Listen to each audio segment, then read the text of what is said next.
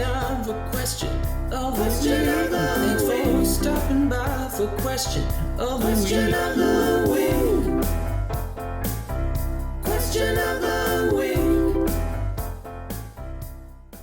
Okay, hello everyone. Welcome into another edition of Question of the Week. I'm here with my esteemed colleague, David Coggin. David, how are you doing? Oh, I'm making it, man. How about you?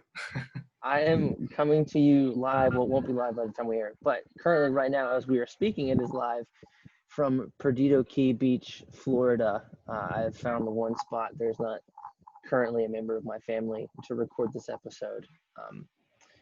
But yeah, glad to have another edition. So you will be out of town next week, so we will not have a question of the week for next week. Will you tell the people where you were going?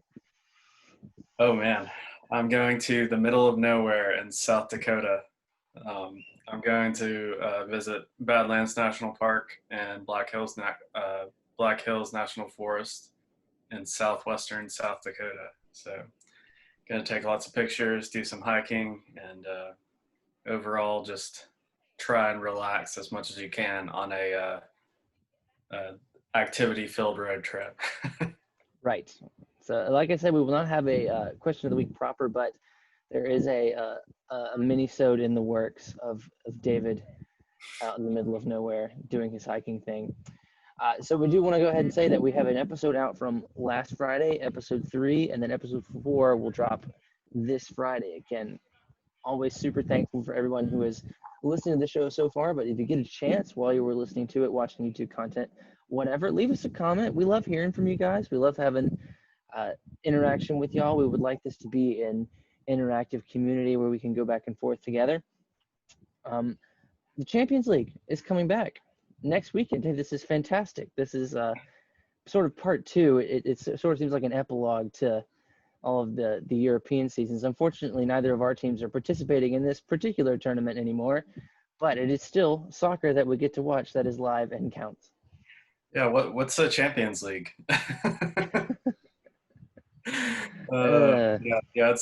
It'll be nice, watching really good teams play soccer. I'm always a fan of that. So hopefully we'll get plenty of goals, and hopefully this tires out all of the really good teams by the time we start the PL back up again in a month and a half. Yeah, the scheduling of all this is pretty wild. If you haven't seen it yet, Champions League is going to play right into the Nations Cup games, which is going to play right into the start of the domestic leagues across Europe. So if your team is really good, I'm sorry, because they're going to be playing soccer a lot. It's practically not going to be any break at all. If you're like mine and David's teams and your team is out of the Champions League or wasn't in it to begin with, then you'll get a little bit of a break, but still 6 weeks is an insane turnaround. But if you had to bet all the money in your account right now on who wins, who do you go with? Ooh, I don't know. I feel like Man City has a shot. I don't know as much about the European teams as I should. The European continent teams. And I haven't watched any of their leagues since the restart. I've basically just watched the EPL, but the way City have been playing, it's been super impressive, notwithstanding what happened to them against Arsenal in the FA Cup semifinal. Yeah. So in this round of 8 game, the first game's on Friday will be Lyon versus Juventus. And then what I think is almost like a final is Man City versus Real Madrid, because I think whoever wins this quarterfinal match is going to win the whole thing. Because like you said, Man City, from what we've seen, especially in the league since they come back, they seem a little angry that they weren't involved in the Premier League trophy party at the end of the season. And as always, they have a tremendous amount of talent. And Aymeric Laporte is back, which was a huge reason for why they dropped so many points in the middle of the PL season. Playing Fernandinho and an old Nicolas Otamendi wasn't exactly the most successful for them, but bringing Laporte back, I think, gives them a huge advantage going into this last season. Real Madrid obviously has spent a ton of money this offseason. Pipped Barcelona very abruptly there at the end of the season, so they're riding high after this, and you just can't count them out. And any kind of tournament outside of a league, and especially the Champions League, especially with Zidane at the helm. I think they're just so deep and have so much talent. One of those two teams, like I said, if I had any money of consequence to bet, I would go in one of those directions. Yeah. So getting back to our episodes, we are all over the place. If you would like to hear Karumo Theater, we are on Spotify, we are on Google Podcasts, we are on Anchor, we are on Apple Podcasts. We are pretty much everywhere that you could want to listen to a podcast. We are probably there already. So one thing that we failed to do last week that we realized very quickly after recording is actually talk about the things that are in our episodes. So episode 3, a lot of things go down. We have the rise of Danny Ceballos, which I know we mentioned briefly in last week's episode, but it's something that we have enjoyed, not only because it's been fun to watch and he's actually a very fun player to play with on FIFA, but also because Martin Tyler gets very, very excited anytime he does anything of consequence, and so do we. But Martin obviously gets a little bit more screen time in that. We are, as of the end of episode 3, on like an 8 or 9 game win streak, which, David, do you want to explain why that happened and why fortunes may or may not change pretty abruptly after that? Let's see. It may have something to do with the difficulty. Just a little bit. I think for about 10 matches straight, we meant to bump up the difficulty, and every single time we didn't. Why, you ask? It's because we forgot every time, like clockwork. I tried setting notifications on my phone. I tried setting an alarm for myself, and still didn't work. So that was part of it. The other part was we were just kind of settling into our groove. I feel like as a 2v2 FIFA team, we were playing well, scoring a lot of goals with Aubameyang, and just a perfect storm. And stay tuned to see if it changes or not. Yeah, episode 4, the difficulty goes up directly before all those things happen, and I will say that a pretty significant chunk of the plot is altered because of that. But yeah, in episode 3, one of the primary features of that one is that Aubameyang does go into God mode and is just having a field day. That's the episode where the Crystal Palace game happens, where literally I don't think like there was an attack that we started and got down to the other end of the field and Aubameyang did not score. Because we had a first half hat trick and like Palace was doing their best to keep people behind the ball, but at a certain point, like our counter was just too strong. And I think even you say at some point in the episode, like it's just too much. Like it's too easy. They can't handle it. So that sort of in real time, I think it's funny because we're obviously writing a script to go along with what's happening in real life, but there is a legitimately a kind of bittersweet moment, I think, for you and I both as we're scoring all these goals. Like, man, like this has a very definitive endpoint. Like we've already sold him to Real Madrid. We know he's halfway out the door already, and we do have a lot of fun with him before he leaves. But yeah, that was definitely it. This is really the peak of his powers as far as our season is concerned.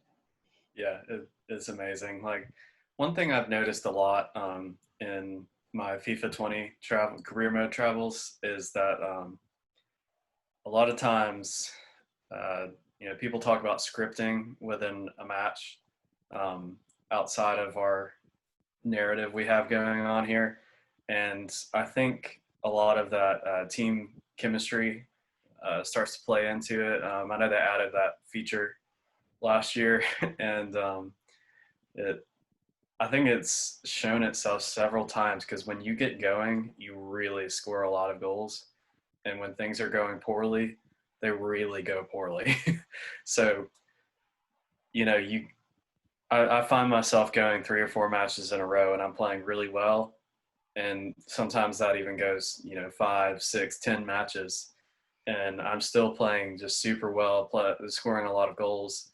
And then I hit one speed bump and I draw a game. I don't put away my chances, and you lose all of that momentum. It just comes to a screeching halt.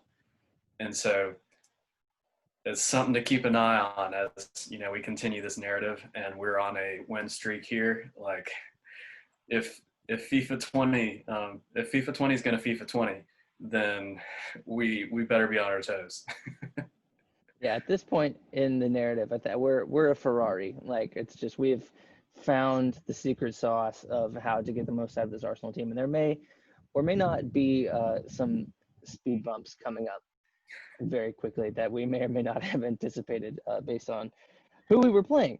But the podcast itself is not the only kind of content that we have. We also have a YouTube channel where we feature a lot of the events that happen in the episode just to put a visual aspect to it as well. We have a Twitter, we have a Facebook, we have an Instagram. So if you are, you get through listening to the episode as soon as it comes out on Friday, because obviously what else are you going to do? And you're just like, I want more career mode theater content. There is that out in the world. Now, Dave, we're going to transition to another one of our friend Will's questions from last week. He had like a paragraph long question of the week entry. And one of the questions that he asked, which I think is honestly one of the tougher ones, is between the two of us, who is better at FIFA? And I will give you the floor to answer that first. Of course you would. I purposefully made sure we didn't talk about this before we recorded this because I thought it would be so much better just completely unscripted. So we have not discussed this at all. Not at all. So he has no idea what I'm going to say, and I have no idea what he's going to say. However, my answer is pretty boring. Within the head-to-head matches we've played, we go back and forth. I win some, you win some. I think we take on different styles. Let's see. I'm trying to find a way to say this. I believe your play looks better as far as you have so much more range in the skill moves than I do. And you also have a little bit more audacity than I do on the offensive end. However, I think I have that same audacity on the defensive end with my tackling. And though I'm pretty patient on the defensive side, if I see a tackle, I'm going to go for it. And it's going to end in one of two ways. I'm probably going to get a red card, or it's going to be the best tackle of all time. The boat, if you will. Yeah. Yeah, I would say something similar. I think traditionally, like, you and I have been pretty even in the matches that we have played, which a number in the hundreds at this point. Oh, yeah. There have been just a cadre of FIFA tournaments and just late night FIFA get-togethers. I will say that, like you said, I think we share this belief. Like, I don't play FIFA necessarily just to win the game. Like, in my mind, if I score the best goal, I've won the game. Because like you don't play a video game to see normal stuff. Like my entire goal is to, if I can put in a shot from 40 yards and it takes me 10 tries to do it, if I lose 3-0 and I get it to work once, like, I'm happy. Like that's just, well, and that plays into how some of our play goes in career mode theater. I feel like you, especially on the offensive end, want to score Arsenal goals a lot of times, which to me is like very intricate passing sequences, and it ends with somebody tapping it in from 2 yards out and the keeper having nothing to say about it. The tackling thing is completely correct. One of my favorite things to do is when we're piecing episodes together is to go back and look, because we obviously have to go back and download a lot of clips and listen to the audio playback of what we record while we're playing, and watching you tackle people with such enthusiasm and such little abandon is just super fun. There's always one of us just completely recklessly pressuring the ball, which I think is really funny. Like, ideally you would have one pressing and one stopping, but most junctures, I would say, we are both just no break at all gas, like running at whoever has the ball on the other team, like our lives depend on it. And our defensive record through our first season with Arsenal definitely reflects that. So, we write it as if, the defenders themselves have brains and, are making all these mistakes, but in a lot of cases it was operator error. So, who's better at FIFA? That was a long-winded way to say I don't really know. Like, Yeah, gun to my head, I would probably say in a match, David probably wins, but like, who knows? yeah, it's definitely not a 9 times out of 10 kind of thing. It's a back and forth. Like if we played best of 5, I have no idea who would actually take that home.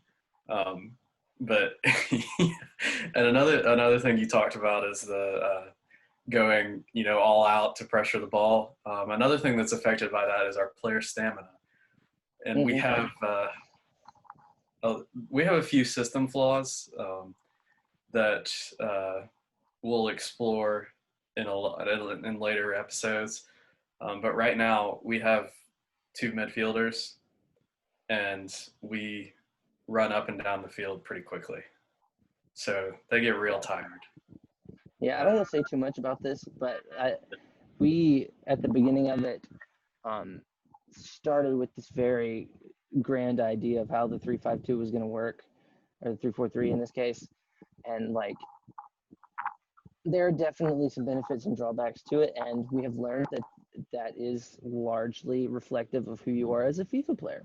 So we are wiser, if not better, because of that. Now, move on to the next question. I think these questions are great because the guy that's asking us this is very competitive and has a very different approach to FIFA than we do a lot of the time. But he says, does being good at soccer help with being good at FIFA? And David, again, I'm going to defer to you because between the two of us, your soccer experience is obviously a lot deeper than mine.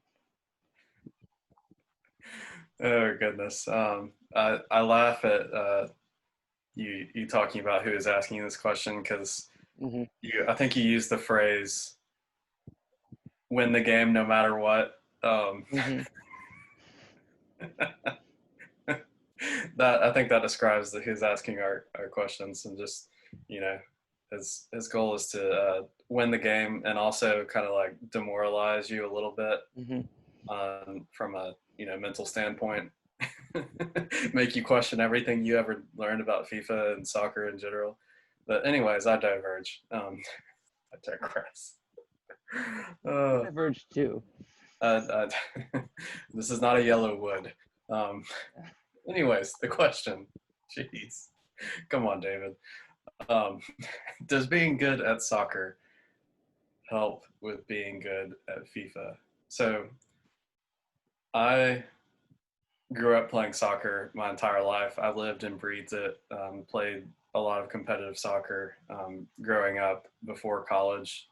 Having said that, I think it helps in certain areas, and in other areas it does not. I think the biggest difference is being good at real life soccer. One thing that translates the most is vision. They have an attribute in FIFA that's called vision, and I kind of laugh at it because it's an attribute for computer players with a how does a little like pixelated dude is he sentient? Like, how can he like see what's in front of him? Yeah, it's one of the like you kind of have to put it in there in some aspect if you're a video game developer, but like practically I don't see how in the world it works at all. But being able to see passes that other people can't, and not just looking at where you have the ball right now, but seeing 1, 2, 3 passes ahead of time, moving off the ball. That's something that you pick up playing in real life soccer that you may not pick up in just a video game environment. And in a 2v2 situation here where you and I are playing on the same team, I can utilize that kind of thing a whole lot more. So that's something I've really enjoyed as a part of a 2v2 team is I can run off the ball and not make dumb runs like the computer does when I'm just controlling myself. The second thing I would mention is sort of the hive mind aspect of, being able to play by yourself on FIFA. All of the players are essentially tied to one brain. It's kind of like the Tony Stark fleet of I forget what you call those things, but when you're playing FIFA, have all the same brain, and when you're playing in real life, you have 11 different brains working together. And so to tie that all in a very messy bow, it's more of the mental side of things that helps you the most in terms of translating real life soccer, using that head knowledge and that, I guess, sixth sense that you develop as you play soccer for a long time and start to get a feel for positioning and whatnot. So that kind of thing does translate to FIFA. As far as the technical aspects, not at all. Doesn't matter. Yeah. I was talking to my wife, Tara, about this before we started recording, and I don't think it makes it you either good, like it doesn't make you better or worse. I think it just makes you different. And I will use, I think it can be disadvantageous for one reason. I'll use an analogy from another sports video game to help illustrate that point. So I used to play a lot of Tiger Woods PGA golf. Oh, and I know it's a terrific game. What year? And so I think that one was 06, but I had 03 on the GameCube. This is a multi-year phenomenon. So I found that when I would play that game, independent of actually watching or playing golf, because I played a lot of golf when I was younger, I would be a little more audacious, and I would probably score lower because I would do unconventional things to try and get lower scores on these holes. Whereas if I had just watched a round of the PGA Championship and I'm watching people play smart, realistic golf where they're laying up and actually aiming where the caddy is telling them to aim, then my score would be higher because I would not be taking those risks. So I think there is an element of that in FIFA. Like if you're a person that knows how the game should look, and you get in and people aren't making the runs that you want them to make, or the AI isn't making any sense because that's just bound to happen after a while, then I think FIFA could be a very frustrating game for you. Whereas if FIFA is your primary point of contact with soccer, not watching soccer, I think you're gonna be a lot more attuned to the actual mechanics of FIFA rather than what you were saying earlier, like having one hive mind versus 11 different minds. Because a lot of times I think we think of the players in our FIFA games as if they have little computerized brains, which they don't. Like they pretty much just do whatever we tell them. And we get frustrated with them because they make mistakes, but it's just it's just a bunch of zeros and ones. Like that's it. There's nothing else to it. It's if you're playing as Real Madrid and Marcelo tackles a guy from behind and gets a red card, like don't be mad at Marcelo. Like it's not Marcelo's fault. Like it's just his programming. He can't help it. So yeah, I think, like I said, could it make you better? Yeah, maybe, but I think it could also be a hindrance.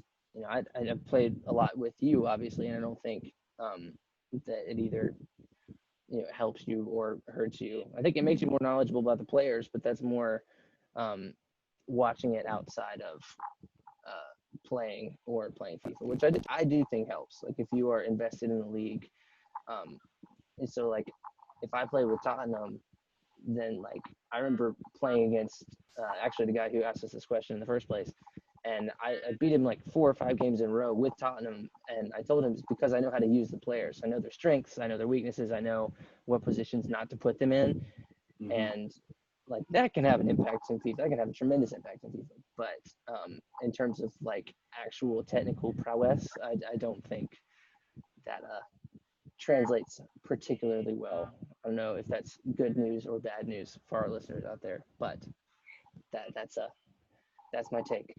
Yeah, and one like I totally agree with you with the frustration aspect of things when because I felt that way for years, especially closer to a lot of my soccer playing days.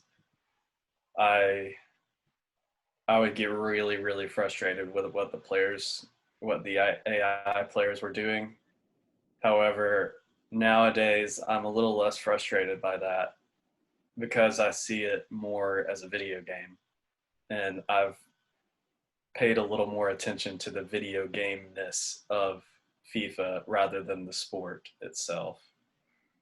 And another another thing that an interesting aspect of like who's better at FIFA, and maybe an like one area where playing soccer helps is I think I am better with worse teams than a lot of our friends are, I think.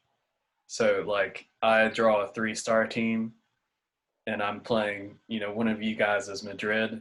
I think I could hang a little better than if the roles were reversed. And that has taken place. That has played out several times because of the way we choose teams occasionally. Yeah.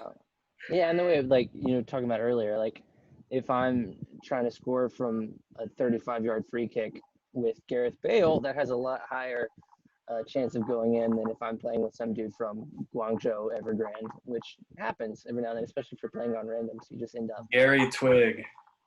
Yeah. Only the streets will never forget Gary Twig. Real ones understand. Yeah, and going back to like the, using your brain in FIFA, there's a goal in this upcoming episode that is one of the best ones I think we've scored, but it shows the chemistry that just playing with a computer you don't really get. And I won't say which one it is, but there's a goal in episode 4 where David and I work particularly well together, and it ends up. I don't want to say too much, but it helps us out a lot. But speaking of the episode coming out Friday, that is a thing that is happening. We're gonna keep rolling these out until this first season ends. I can't. We're thinking it's probably 8 weeks, possibly 9 if we just get crazy. But episode coming out this Friday. David, tell the people where they can listen to the episode. You can find the episode anywhere you listen to your podcasts, namely Spotify, Apple Podcasts, Google Podcasts, or Anchor. You can do all of those things, and Any of them. we hope that you do. And please, like I said earlier, leave us a rating, leave us a review, and even if it's me, reach out to us and have a conversation. Like the goal with this is to set up a community of passionate career mode people who enjoy this mode and everything that it was intended to bring to its players in the first place. David, thank you so much. I hope you enjoy your weekend, and for the love of God, enjoy South Dakota. I will try. There is a certain event coming up on the 1st of August that could put a little bit of a damper on how I'm feeling on my vacation. And that certain event is the FA Cup final against another London team. So we will be deciding essentially how poorly next year is going to go for us, either being in the Europa League or being in nothing, which has not happened for a long, long time. So hopefully we win and vacation is fun and we're back and we have a good question of the week the next week and we just get rolling. But, if it doesn't, I'll be here anyway. I might have a frown on my face though. Well, for your sake, I hope they do well, and you know how difficult that is for me to say in a situation like this. Thank you. All right, buddy. Be safe. Thank you so much. thank you guys for listening. We'll be back soon with another question of the week. What we have seen here is absolutely Shakespearean.